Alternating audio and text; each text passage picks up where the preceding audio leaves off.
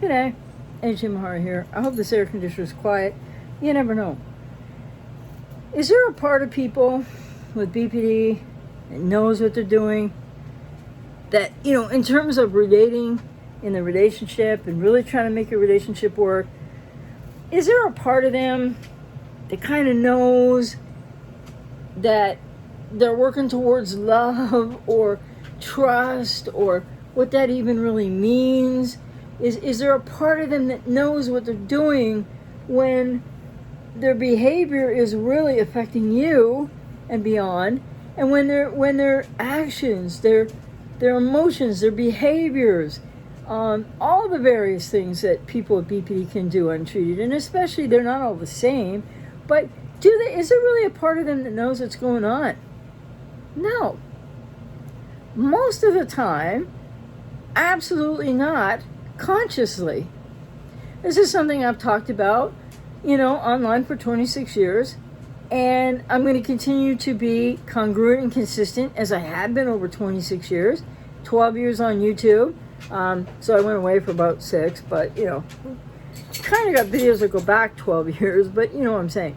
Point is, for untreated people with BPD, they can come to points of action after other action they've taken, if that makes any sense, from an unconscious level, repetition, compulsion cycles in BPD.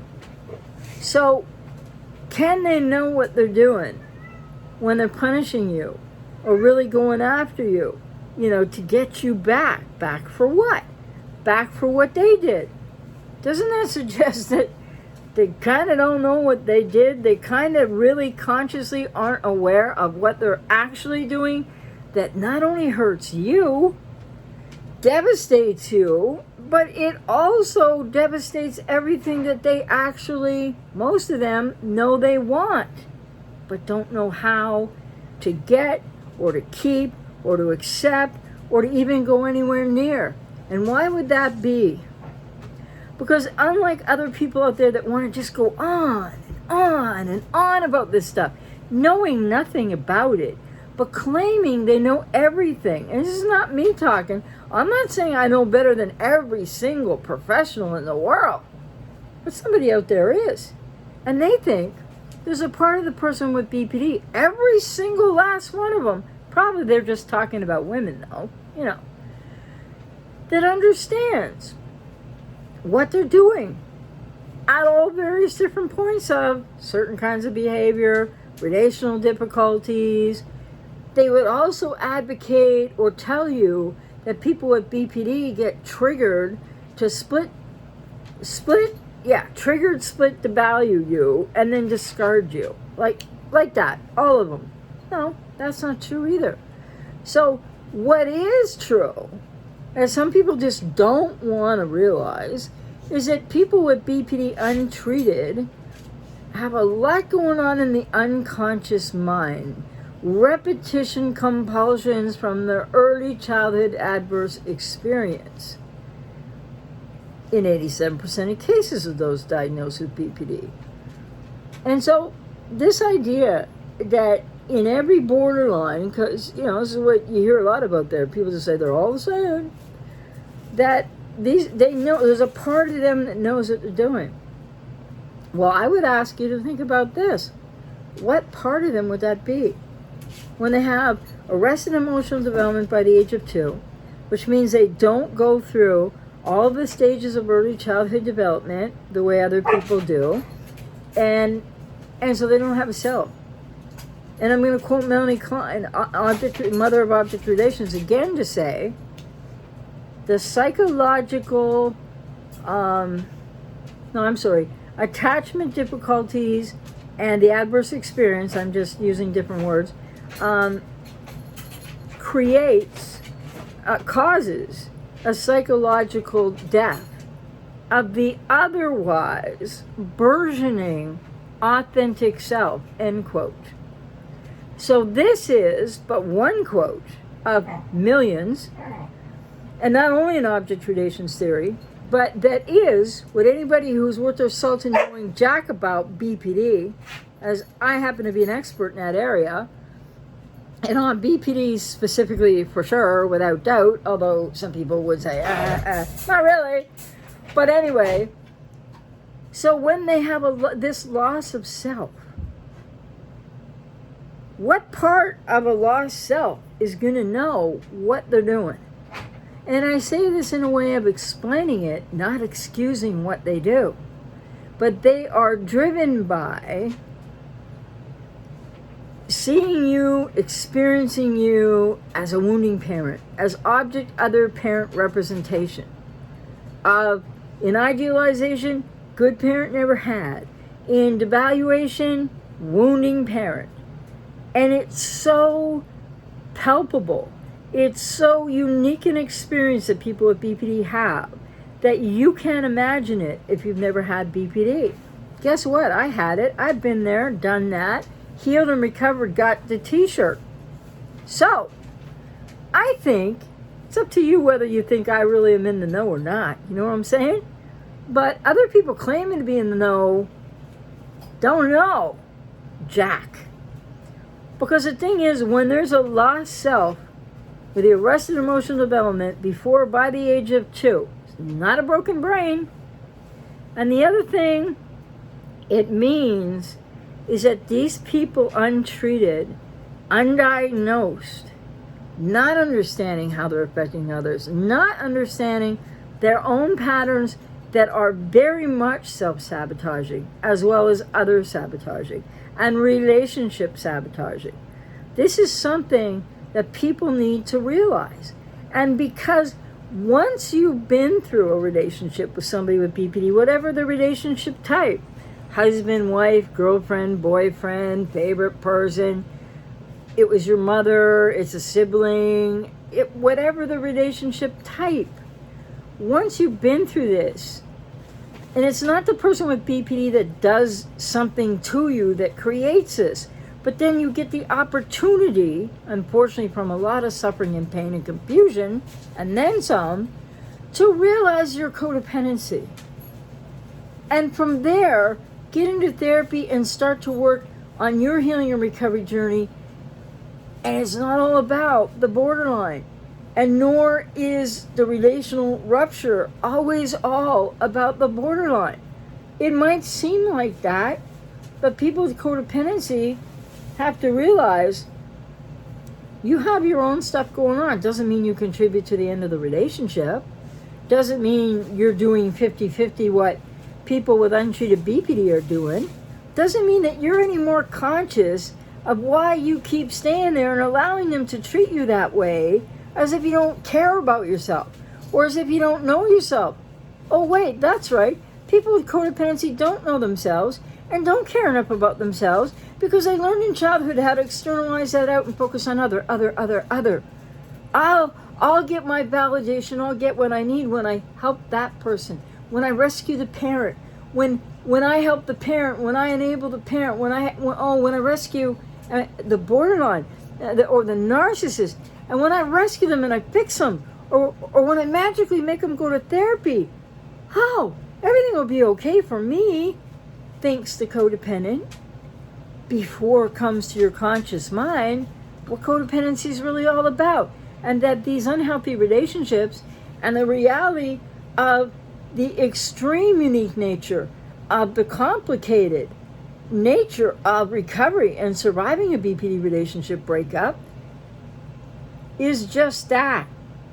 Very unique, very complex, very complicated, and can't be dealt with in 1 step, 3 steps, 4 steps. And Codependents Anonymous is not going to be helpful, and nor is any other freaking 12-step program. You need therapy. You need to invest in yourself, and you need to know more about what got you into that relationship in the first place, because it's all tied back to why you have codependency. So make no mistake about it, people with BPD are no more conscious of much of what they do, most of what they do, and how self-defeating it is for them and how injurious it is to others. They do not know how they're impacting you. Why do you think they defend so hard? Never mind the triggered dysregulated emotion with the dissociation and they have their past fly into the here and now and externalize it out onto you. And guess what? They're not even seeing or experiencing you when they do that. Very personal for you, isn't it? But they think you're mom or dad. And not like because they don't know who you are anymore. But I've explained a lot about this, and I'll explain more about it. But if people think that people with BPD always know what they're doing, no, a part of them isn't knowing what they're doing, because there is nobody home. There's a lost self. There's a false self. Does a false self know how to protect the entity of the person without the self with BPD? Oh yeah. Oh yeah. Lots of defense mechanisms. Lots of ways that they're going to hurt you to defend them, but not in a conscious way. It's knee-jerk. It's repetition compulsions that go all the way back to the primal adverse experience.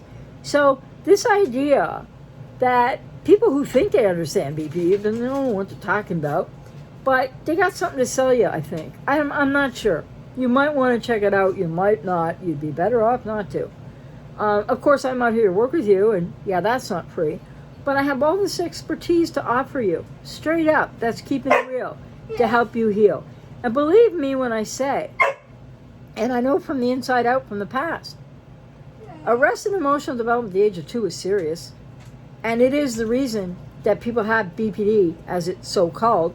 And it is the reason that they don't know what they're doing consciously, because there's no part of them that knows that, because there's no self home. There's no self inside. This is what people with BPD need to go to therapy for. And by the way, DBT therapy is fantastic for a lot of things, but DBT therapy is not the therapy modality. So people do that first with BPD, great.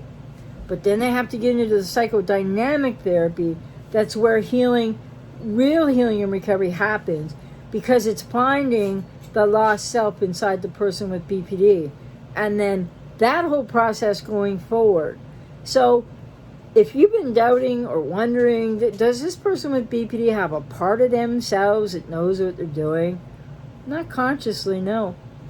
So the only part of that kind of is more conscious is the punishment in the here and now, which also is a repetition compulsion cycle of a sort that's driven unconsciously. So again, what you experience, what you know has happened to you, what they've done, not sanctioning any of what they've done, but what you need to do now, get out of the relationship, go phone no contact, and start getting into your own healing and therapy process. Because if you want to blame the borderline all day long, and if you're still, it's really, really painful, because who you thought they were isn't who they are. You're not going to be able to conjure them back up no matter how hard you try, because they weren't really who you thought they were. And they didn't do that on purpose to fool you either. They're just trying to put their best foot forward. They're just trying to do all they can do without a self. So I'm not here to say that this excuses any of their behavior. But please don't make the mistake of keeping yourself mired in recycling relationships and believing they're going to get better if only this and if only that, and you can drag them to therapy and you're going to fix them and rescue them and you can love them enough, and part of them gets this, and part of the untreated BPD or the even undiagnosed borderline is going to know that you love them. Come on. No, they don't have a self to contain that love. They don't have a self to receive anything that you have to offer them at all. So that's what people need to know today. If you don't already know that, there's no part of the untreated or undiagnosed person with BPD, and they're not all the same, but there's no part of self that could possibly know on a conscious level what they're actually doing. It doesn't make sense. It's why it's crazy making to you. They don't understand it either. I hope that helps somebody today. I'm keeping it real to help you heal. And it's nothing to brag about, but as somebody who recovered and healed fully from BPD 33 years ago, yeah, I know what I'm talking about here. And I think people that watch me and whatnot, people want to work with me, they know that. But I'm just going to say it a little bit louder, a little bit stronger, because there are other people out there who make the same claim I make, So are they going to tell us one day soon that they have BPD? Are they going to tell us that they had BPD? Because they try to speak as if, everything's as if. Well, they say to you that you should act opposite, right? Whatever you think you want to do, the opposite. Well, I think somebody out there is doing the opposite of everything decent, because they say that they understand BPD and they understand the inside of it, the workings, the borderline, the codependent, all of it. And then they give you magical ideas and solutions and delusional things that are going to help you supposedly heal, and real quick and easy somehow. You just got to do what they did to have what they have, whatever it is that they freaking have. 40 years of 12-step programs and 20 years of therapy, says a YouTuber who claims that they can help you heal. 33 years recovered from BPD here, and narcissistic, from a family of origin from guess where, and 26-year track record online, and 12 years on YouTube. Look through my videos and see. They're pretty consistent. And I've been saying the same thing about myself. I've been saying the same thing about what it takes for codependents to heal. And I've been explaining borderline personality disorder accurately and consistently in the same kind of way. I'm not all over the map like you'll see other people be. And the bottom line is, no, I'm not here to prove anything. I'm just here to say, maybe every YouTuber isn't a YouTuber to watch. Maybe every YouTuber doesn't have the same on this issue. Maybe they just don't have the same. They have an agenda. They don't have a mission or a mandate. I have a mission and a mandate, and that's to help people heal, and to keep it real to help you heal, and to explain it with accuracy and honesty, authenticity and consistency. There is no part of people with BPD untreated or who aren't even diagnosed that knows what they want or what they're doing, because the arrested emotional development before or at the age of 2 is not a broken brain, but it is a lost self. The psychological death of the otherwise burgeoning authentic self.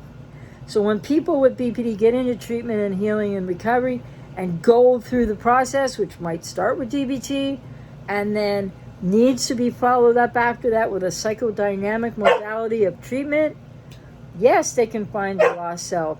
And yes, they can heal, grow, change, and fully recover. Never mind the APA speak and the pseudoscience of the APA and the nonsense in the DSM.